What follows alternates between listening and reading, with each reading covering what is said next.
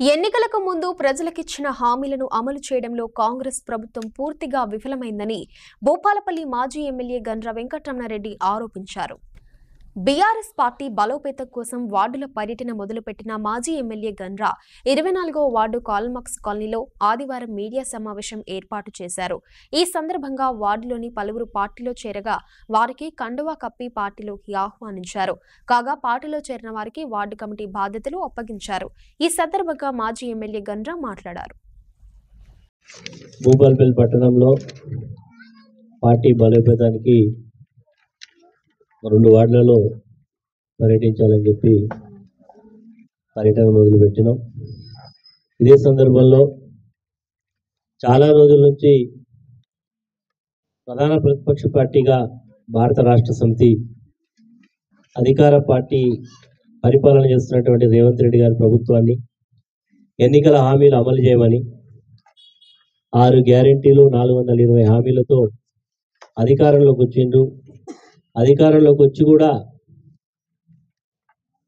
13 నెలలైంది. ఇప్పటి వరకు కూడా ఏ ప్రధానమైనటువంటి హామీని, ఏ గ్యారెంటీని కూడా అమలు చేయలేదు. మరి చేయాలని చెప్పి డిమాండ్ చేస్తాం. అసెంబ్లీ వేదిక మీద, అసెంబ్లీ బయట ప్రభుత్వాన్ని ప్రతి సందర్భంలో కూడా ప్రభుత్వం మీద ఒత్తిడి తీసుకొస్తా ఉన్నాం.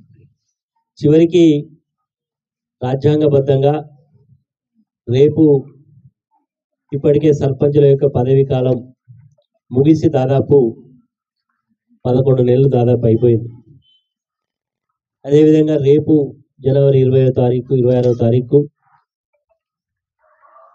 మున్సిపల్ కార్పొరేషన్ల మున్సిపల్ చైర్మన్ల యొక్క పదవీ కాలం కూడా ముగిపోతా ఉంది.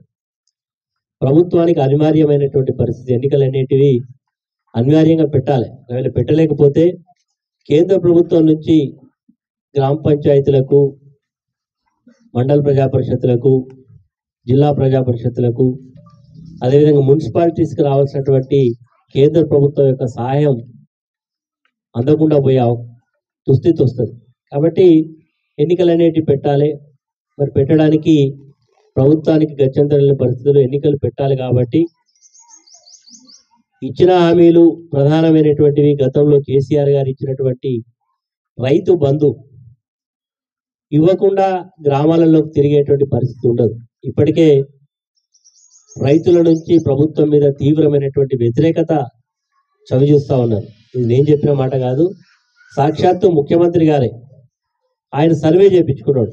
మా ప్రభుత్వం యొక్క పనితీరు ఎలా ఉన్నది అంటే ప్రజలందరూ కూడా ఫెయిల్ మార్కులు వేసేసి ఈ ప్రభుత్వానికి మరి ప్రజలలో పూర్తి వ్యతిరేకత ఉందని ఆయన ఎవరైతే ఈ ఏజెన్సీతో అయితే సర్వే చేయించుకున్నాడో వాళ్ళందరూ కూడా మీ ప్రభుత్వం తీరు పట్ల బాగాలేదు, మీ పట్ల ప్రజలు ఆగ్రహంతో ఉన్నారని చెప్పినప్పుడు గత్యంతరలేని పరిస్థితులలో నిన్న క్యాబినెట్ సమావేశం పెట్టి ఆ రోజు అన్నాడు రేవంత్ రెడ్డి గారు, వరంగల్ వేదిక మీద రైతు డిక్లరేషన్ అనేటువంటిది అనౌన్స్ చేయడం జరిగింది. ఆ రైతుల డిక్లరేషన్లో రైతులకు అనేక హామీలు గుప్పియడం జరిగింది. 10,000 రూపాయల రైతు బంధు ఎట్లు ఇస్తారండి? నేను వస్తే 15,000 రూపాయల రైతు భరోసా ఇస్తా. ఇది బుచ్చ వేసినట్టు 10,000 ఏంది, నేను 15,000 ఇస్తాను. ప్రజలు నమ్మిళ్ళు, ఇస్తాడు కావచ్చు, ఒక ఓటే కదా చేద్దామని వేసాడు.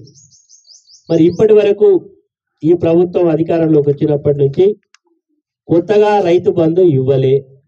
ఆ రోజు ఇచ్చినవి కూడా కేసీఆర్ గారు ఎన్నికల ముందు మరి అకౌంట్లలో జమ చేసిన డబ్బులు కొట్టాలనుకునే సందర్భంలో ఎన్నికల సంఘం అనుమతించింది.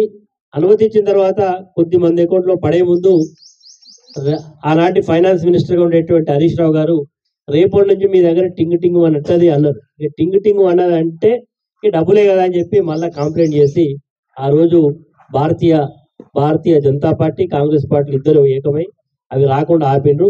అవి మాత్రమే ఇచ్చిండు తప్ప ఇప్పటికీ అందులో ఇస్తానన్నటువంటి మొదటి 23 యాసంగికి రావాల్సినటువంటి 2,500 ఇవ్వలే, 24 రావాల్సినటువంటి 7,500 మరి అవి రాలేదు. 24 మరి రావాల్సిన ఏంటంటే 1 ఎకరానికి ఈ ప్రభుత్వం 17,500 రూపాయలు రైతు భరోసా కింద ఇవ్వలేదు.